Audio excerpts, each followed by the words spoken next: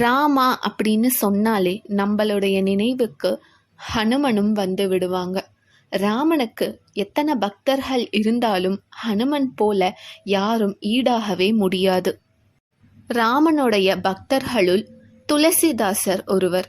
எப்பொழுதும் ராமனை நினைத்து கொண்டே இருப்பாங்க. ராமனை பற்றி நிறைய பாடல்களும் எழுதியிருக்காங்க.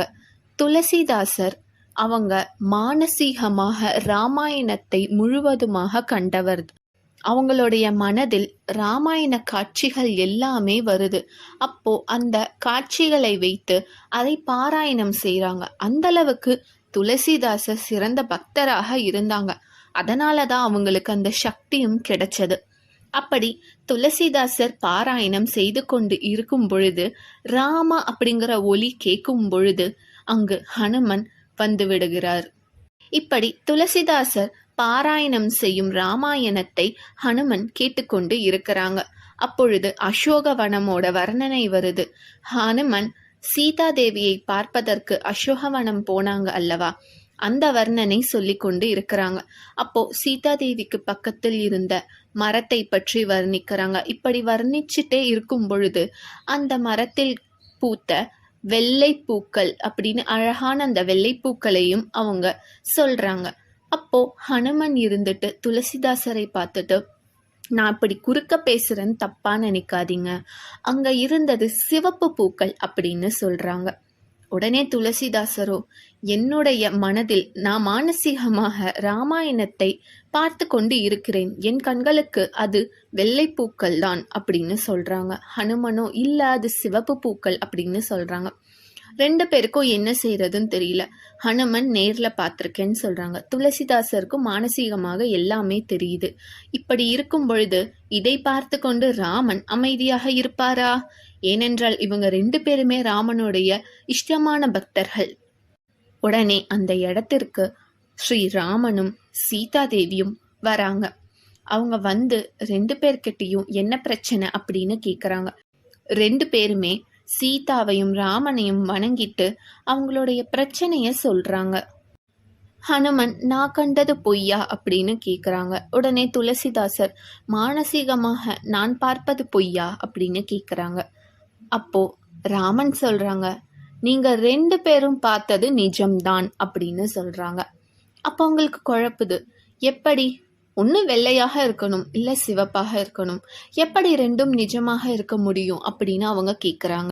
அப்போ ராமன் சொல்றாங்க, இயல்பாக அது வெள்ளை நிற பூதான்.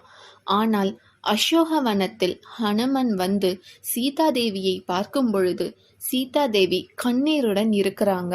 அதை பார்க்கும் பொழுதே ஹனுமனுக்கு கோபம் அதிகமாக வருது. அதனால அவங்களுடைய கண் சிவக்குது. அந்த கோபத்தை வர்ணிக்கவே முடியல என்னால், அந்த அளவுக்கு கோபம் ஹனுமனுக்கு. அப்போ அந்த கோபத்தால் சிவந்த கண்களுடன் அந்த பூக்களை பார்த்தனால ஹனுமனுக்கு அந்த பூக்கள் சிவப்பாக தெரிஞ்சது. அதனால ஹனுமன் பார்த்தது உண்மைதான். இயல்பாகவே அது வெள்ளை நிற பூக்கள். அதனால துளசிதாசருடைய மனதில் வந்த வெள்ளையும் உண்மைதான் அப்படின்னு ராமர் சொல்றாங்க. அப்போ ரெண்டு பேரும் சொன்னதும் உண்மைதான் அப்படிங்கிறத ரெண்டு பேருமே ஒத்துக்கிறாங்க. அப்போ துளசிதாசர் ஹனுமன் கிட்ட சொல்றாங்க, நீங்க சீதாதேவிய தாய் ஸ்தானத்தில் பார்த்திருக்கீங்க. சீதாதேவி அவ்வளவு கஷ்டப்படும் பொழுது அவங்க மேல எவ்வளவு பக்தி இருந்தா உங்களுக்கு அப்படி ஒரு கோபம் வரும்? உங்களுடைய பக்தியை மிஞ்ச யாராலையும் முடியாது. நான் மானசீகமாக ராமாயணத்தை முழுவதையும் நான் பார்த்தாலும் எங்க பார்த்தாலும் ராமன் பின்னாடியே ஹனுமன் அப்படிங்கிற நீங்க எப்பொழுதும் இருந்து கொண்டே இருக்கிறீங்க. நான் பார்க்கிற முழு ராமாயணத்திலையும் நீங்க இருக்கிறீங்க. அதனால என்றென்றும் ராமனுடைய சிறந்த பக்தராக நீங்க தான் இருக்க முடியும் அப்படின்னு துளசிதாசர் சொல்றாரு. துளசிதாசர் முழு ராமாயணத்திலையும் ஹனுமனை பார்த்தனால தான் ஹனுமன் சாலிசா கூட எழுதினாரு. துளசிதாசர் நினைச்சு பார்க்குறாங்க, அன்னைக்கு ஹனுமன் நம்மளோட விவாதம் பண்ணனால தான் ராமனுடைய காட்சி நமக்கு கிடைச்சது அப்படின்னு துளசிதாசரும் நினைச்சு பார்க்குறாங்க. அப்போ ஹனுமனோட அருள் இருந்தாலே போதும். ஏனென்றால் ஹனுமன் ராமனுடைய சிறந்த பக்தர். ஹனுமனோடு இருக்கும் பொழுது, ஹனுமனை பார்க்கும் பொழுது நாம் எல்லாரும் ராமரை பார்த்து விடலாம் அப்படிங்கிறத அவங்க புரிஞ்சுக்கிறாங்க. நன்றி, வணக்கம்.